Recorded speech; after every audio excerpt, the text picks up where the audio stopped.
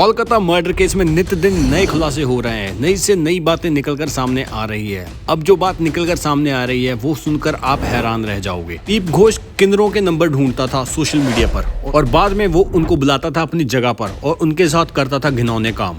ये बात किसी और ने नहीं, ये एक किन्नर ने सामने आकर बताया है। उसने सारे चिट्ठे खोल दिए संदीप घोष के कि वो क्या क्या करता था किन्नरों के साथ भी। जब ऐसी रिपोर्टें सीबीआई को मिलती हैं तो उनके भी होश उड़ जाते हैं, क्योंकि जो बातें निकलकर सामने आ रही है उनसे ये बात तो क्लियर होती है कि उसका करैक्टर कैसा था।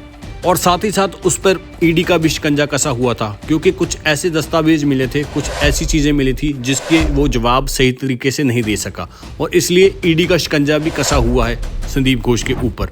और उसके साथ ही दूसरी बात ये सामने आ रही है कि जो बेटी की हत्या हुई है उसमें इसका पूरा हाथ है, क्योंकि जो बातें निकलकर सामने आ रही हैं उससे एक बात यही क्लियर होती है कि उसका मेन दोषी यही है। इसके द्वारा सारा कुछ कहा गया था, इसके द्वारा सारी प्लानिंग की गई। खुद प्लानिंग करने के बाद मोहरा किसी और को बनाया गया था और उसी के साथ कुछ बातें ऐसी हॉस्पिटल की सामने आई है जो सुनते हैं तो पता चलता है कि हॉस्पिटल में आखिर चल क्या रहा था, क्या कुछ वहां पर हो रहा था। हॉस्पिटल के कैमरे को कुछ ऐसे तरीके से ढका गया था जिससे फुटेज क्लियर ना आ सके। अगर इतना कुछ सामने आता है तो इससे साफ पता चलता है कि इसमें बहुत बड़ी प्लानिंग थी, क्योंकि कैमरे को ढका गया था। और ये एक पॉइंट नहीं है, इस केस में बहुत सारे ऐसे पॉइंट सामने आए हुए हैं जिससे पता चलता है कि बहुत बड़ी प्लानिंग चल रही थी और कुछ ऐसा उस हॉस्पिटल में चल रहा था। इसका संदीप घोष को डर था कि कहीं बात बाहर ना निकल जाए और इसी कारण उन्होंने ये सारा प्लान रचा और उसी के अकॉर्डिंग ही उन्होंने उस लड़की को मरवा दिया। क्योंकि संदीप घोष की रसूखदारी होने के कारण उसके लिंक बड़े बड़े नेताओं के साथ बोलते थे और यही कारण रहा है कि जब भी उस घटना को अंजाम दिया जाता है उसके बाद बहुत लेट रिपोर्ट लिखाई जाती है। उसमें सोचने वाली सबसे बड़ी बात ही यही है कि उस केस को सुसाइड केस बताने की कोशिश की जाती है कि लड़की ने सुसाइड कर लिया है, उसके घर वालों को यही बताया जाता है। ऐसे ही छोटी छोटी बातों से पता चलता है कि कितनी बड़ी प्लानिंग के साथ ये सारा कुछ किया गया था।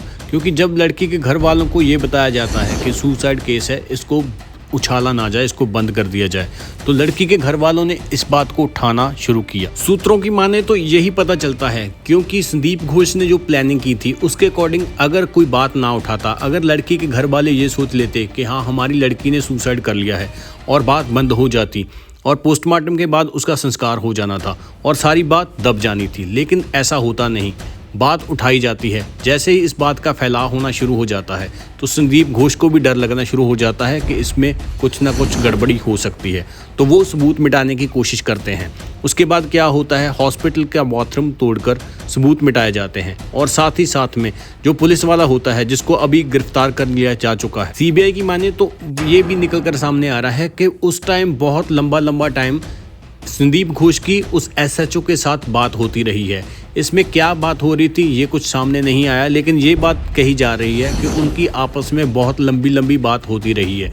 इसका मतलब यही है कि इस केस के बारे में उनको पता था कि ये कुछ हुआ है, लेकिन इसको दबाने के लिए बहुत बड़ी प्लानिंग कर रहे थे वो। और उसके बाद एसएचओ बहुत लेट रिपोर्ट लिखते हैं। और अभी इस केस में सीबीआई ने यही बताया है कि इन दोनों ने केस के बारे में बहुत बातें ऐसी बताई हैं जिनसे पता चलता है कि केस में कोई गड़बड़ी है। इन्होंने बहुत कुछ सीबीआई को गुमराह करने की कोशिश की है, केस को उलझाने की कोशिश की है, लेकिन जैसे जैसे बातें खुलती जा रही हैं तो सीबीआई को पता चली जा रहा है कि इस केस में क्या कुछ किया जा चुका है और ये कुछ और बता रहे हैं। इस अकॉर्डिंग ही ये शक किया जा रहा है कि केस में कोई ना कोई अंदरली बात है जिसके कारण ये बातों को छुपा रहे हैं और इसी वजह से इन्होंने लड़की को साइड करने के लिए उसको मरवा दिया और मोहरा कोई और यूज़ किया गया जिसके साथ इनका नाम सामने ना आ सके। और इसी बात से ये समझ आ रही है कि लड़की को कुछ ना कुछ उस हॉस्पिटल के बारे में पता चल गया था और वो किसी और को इसके बारे में बताना चाहती थी और उससे पहले इन्होंने सोचा हो कि इसको ठिकाने लगा दिया जाए और ताकि इनकी बात लोगों के सामने ना आ जाए। क्योंकि बहुत सारी बातों से यही सामने आ रहा है कि हॉस्पिटल में बहुत कुछ चल रहा था। कईयों का कहना है कि हॉस्पिटल में अंग बेचे जाते थे और कईयों का कहना है हॉस्पिटल में जो मृतक शरीर है उनके साथ घिनौने काम किए जाते थे। ऐसी बातें निकलकर सामने आ रही हैं जिसके बारे में सुनकर होश उड़ जाते हैं और इन्हीं बातों से ये क्लियर होता है कि जो मेन दरिंदा है वो संदीप घोष ही है। उसने ही, उसके कहने पर ही उस लड़की की हत्या की गई है और उसने ही ये सारा प्लान रचा था और उसके अकॉर्डिंग यही था कि जो उन्होंने प्लान किया हुआ था कि केस को सुसाइड बताकर बंद कर दिया जाएगा, लेकिन किस्मत में उनके कुछ और लिखा था। संदीप घोष के करैक्टर के बारे में भी बहुत सारी बातें निकलकर सामने आ रही थी। एक बात तो यही निकलकर सामने आई, वो किन्नरों को बुलाता था वहाँ पर और अपने ठिकाने पर किन्नरों को बुलाकर उनके साथ घिनौने काम किया करता था। ऐसी बातें सामने निकलने के कारण ही संदीप घोष की परेशानियां बढ़ रही हैं, क्योंकि बहुत सारे सबूत मिलने शुरू हो गए हैं। सीबीआई के माने तो इस केस में उससे अलावा कुछ और लोग भी शामिल हो सकते हैं, जैसे संदीप घोष के अलावा जो संजय राय था उसके अकॉर्डिंग और दोषी भी इसमें शामिल हो सकते हैं, जो बातें निकलकर सामने आ रही हैं। कोर्ट की अगर माने तो इसमें अभी कोई फाइनल फैसला नहीं आया कि कौन दोषी है, लेकिन जो बातें निकलकर सामने आ रही हैं, जैसे तथ्य सामने आ रहे हैं, उनसे कुछ बातें ये क्लियर करती हैं कि दोषी कौन है।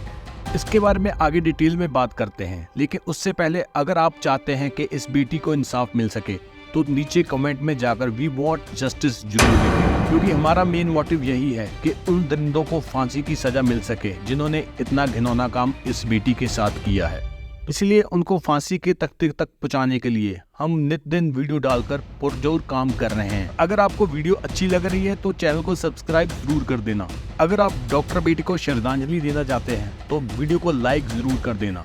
और इस केस के बारे में और बातें करते हैं, जैसे कि डॉक्टर बिटिया के माँ बाप को धमकाया भी गया था कि इस केस के बारे में ज्यादा ना बोले, कि इस केस को बंद कर दिया जाए, इस बात को ना उछाला जाए। लेकिन अगर वो ऐसा कर देते तो शायद ये केस बंद का बंद हो जाता और किसी के सामने कोई सच्चाई नहीं आती और यही सामने आ जाता कि उसने सुसाइड किया है। उनके माँ बाप ने हिम्मत दिखाई और ये केस लोगों के सामने लाए, और जिसके बाद ये परतें खुलकर सामने आ रही हैं कि वो वहाँ पर हो क्या रहा था। जो बात सामने आई है उससे ये पता चलता था कि संदीप घोष ने पहले यही कहा था कि उनके पास एक फोन है, लेकिन दूसरा फोन हॉस्पिटल में मिलता है, जिसका डाटा जब रिकवर किया जाता है तो बहुत कुछ सामने आता है। ये एक पुरानी ईमेल आईडी थी जिसको वो बंद कर चुका था, जिसको वो पहले यूज करता था।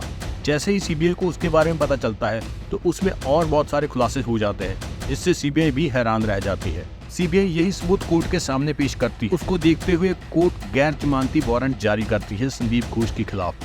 इसका सीधा सीधा मतलब यही है कि जब तक कोई सिट्टा नहीं निकलता उनकी जमानत नहीं हो सकती। ऐसा फैसला जब आता है तो संदीप घोष कोर्ट के सामने गिड़गिड़ाता है और हाथ जोड़कर माफी मांगता है और रोता है कि उसको जमानत दे दी जाए, क्योंकि उसकी सेहत अच्छी नहीं है और उसको डायबिटीज जैसी कई बीमारियां हैं और इसी के साथ उसको दिल की बीमारी भी के कारण वो कोर्ट में मिन्नतें करता है कि उसको बेल दे दी जाए, लेकिन कोर्ट के द्वारा इसको रिजेक्ट कर दिया जाता है। इसी तरह जो नई बात निकलकर सामने यही आई थी कि उन्होंने किन्नरों का भी शोषण किया है। ये खुलासा भी हैरानीजनक है कि किन्नरों को वहाँ पर बुलाया जाता था संगीत घोष के द्वारा, रात रात भर उनको वहाँ पर रखा जाता था और उनके साथ घिनौने काम किए जाते थे। यही दोष भी लगे हैं संगीत घोष पर। एक किन्नर ने सामने आकर कही है कि सीबीआई को भी इसके बारे में बताया जाएगा। 18 की एक खबर के अनुसार अगर देखें, जब संदीप घोष मुर्शिदाबाद रहते थे तब सोशल मीडिया पे वो नंबर निकालकर किन्नरों को फोन करते थे और अपने ठिकानों पर बुलाते थे। ये दोष लगे हैं। संदीप घोष के ऊपर एक हांगकांग में भी केस चल रहा था, जिस पर उन्होंने एक नर्स को छेड़ने की कोशिश की थी। दैनिक समाचार की एक रिपोर्ट के अनुसार अगर देखें तो हांगकांग में इन पर एक चार्ज लगा था। इन्होंने एक नर्स के साथ गलत बर्ताव किया था। रिपोर्ट की माने तो इन्होंने एक नर्स के प्राइवेट पार्ट को छूने की कोशिश की थी। बात 8 अप्रैल 2017 की बताई जा रही है। पता चलता है कि संगीत घोष ने हॉस्पिटल आरजीकर हॉस्पिटल में एक 15 डॉक्टर्स का गैंग बनाया हुआ था जो लोगों से वसूली करता था, और इसी गैंग के जो सदस्य डॉक्टर थे वो लड़कियों को लाते थे गेस्ट हाउस में और उनके साथ गलत काम करते थे। और साथ ही में और बातें भी निकलकर सामने आ रही है, जैसे हॉस्पिटल का जो बायोमेडिकल वेस्ट होता था उसकी भी तस्करी की जाती थी और उसको बांग्लादेश भेजा जाता था। इसको रिसाइकल करके बाजार में दोबारा बेच दिया जाता था और इसके हर टेंडर पर 20% कमीशन लिया जाता था। और संदीप घोष का बनाया हुआ गैंग भी स्टूडेंट्स से पास फेल करने के नाम पर पैसे वसूलते थे। अख्तर अली ने भी ऐसी बहुत सारी बातें बताई हैं कि कॉलेज और हॉस्पिटल में बहुत सारी ऐसे काम होने शुरू हो गए थे जिसको वो देख नहीं सकते थे और उन्होंने इनके खिलाफ याचिका भी दायर की थी। बहुत सारी जरूरी बातें हैं जो आपके सामने रखने वाली है, लेकिन ये वीडियो बहुत लंबी हो जाएगी, इसलिए नेक्स्ट वीडियो में सारी चर्चा करेंगे। तब तक के लिए इस चैनल को सब्सक्राइब कर लें और लाइक कर जरूर जाए।